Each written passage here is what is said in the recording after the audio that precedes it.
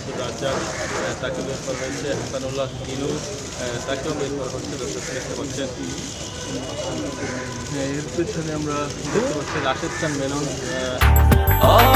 Breakfast, tiffin কিংবা snack টাইমে মজাদার আয়োজন মানে অল টাইম ব্রেড। তাদেরকে আমরা দেখতে পাচ্ছি ইতিমধ্যে কিন্তু ওমর ফারুক বের করা হয়েছে, তাকে নিয়ে আসা হচ্ছে। দেখতে পাচ্ছেন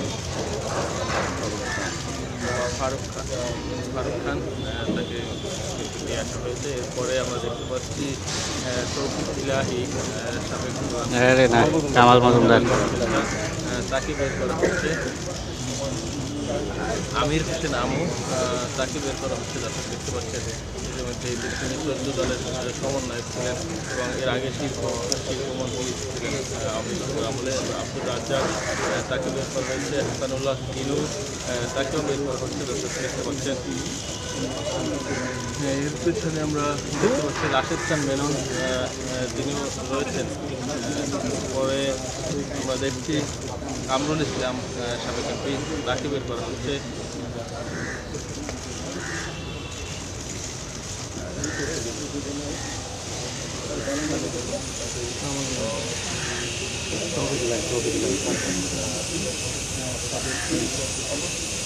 শামসুদ্দিন চৌধুরী মানিক, সাবেক বিচারপতি, তাকে কিন্তু বের করে নেওয়া হচ্ছে। দেখতে পাচ্ছেন এবার আনিসুল হক, সাবেক আইনমন্ত্রী, তাকে বের করা হচ্ছে। দেখতে পাচ্ছেন পরে জাহাঙ্গীর আলম, সাবেক সচিব, তাকে বের করা হলো। দেখতে পাচ্ছেন